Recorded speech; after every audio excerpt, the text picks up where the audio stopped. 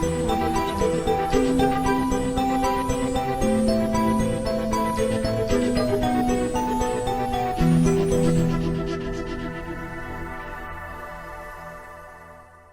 羅，我係寶榮醫師，歡迎嚟到漢興中醫常用中藥系列教學。今日我哋會同大家分享一款非常特別嘅中藥曲劑神曲。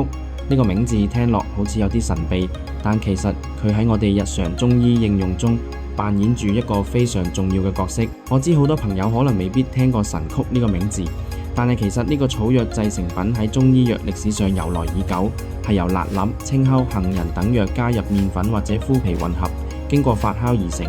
喺古代就用嚟幫助消化、調理腸胃，好似我哋平時食嘢太多或者太油膩，一直都想揾個好方法幫肚子舒服啲，神曲就喺其中之一個良藥。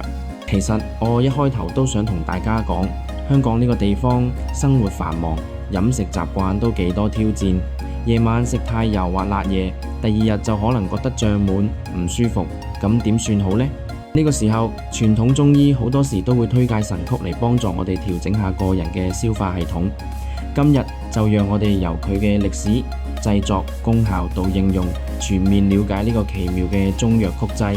咁開始之前，大家有冇遇過食完大餐口脹或者腸胃唔舒服嘅情況？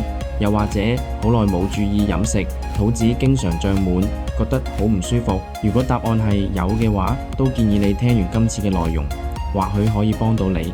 話說神曲呢，名字聽起嚟好似神秘，實情佢嘅主要作用就係幫我哋消食化積、理氣健胃。佢嘅性味屬於甘辛溫，主要歸於脾胃經。喺中醫理論入邊，脾胃係我哋吸收營養、產生氣血嘅重要器官。你可能會問，咁佢真正點用喺臨床？其實有幾種常見嘅炮製方法，比如炒神曲、麩炒神曲，甚至焦神曲。每一種炮製方法都會影響到佢嘅功效同味道。例如炒神曲，用文火慢慢加熱到微黃色，味道香氣迷人，有助於增強佢嘅消食化積作用。又或者麩炒神曲，加入麩皮炒至淡黃色。另外又可以用焦神曲，炒到表面焦香細膩。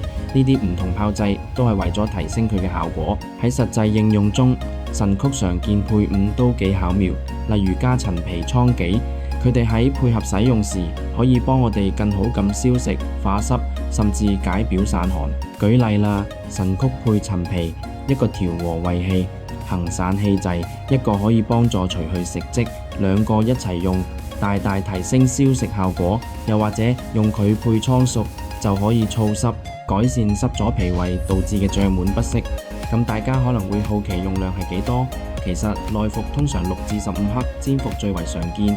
提醒大家，消食建議用焦炒版本，因為咁可以提升化積作用。不過要特別注意嘅係，忌食生冷、油膩嘅飲食，不易消化或刺激脾胃嘅食物都唔建議食用。另外，有啲人因為脾陰不足，或者胃火旺，或者孕婦、哺乳期婦女都要慎用。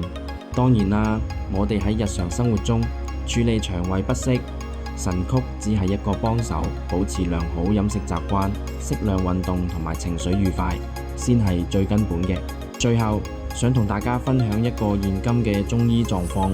現代都市人飲食唔規律，加上壓力大，胃腸問題逐漸普遍。傳統嘅中醫藥就好似呢啲神曲，提供一個天然又安全嘅調理方案。咁今日嘅教學就到呢度啦。如果你覺得有啲內容幫到你啦，記得訂閱我哋嘅頻道、點讚同埋分享俾你嘅朋友，一齊了解更多中醫知識。期待下一次再同你哋一齊學習。拜拜啦！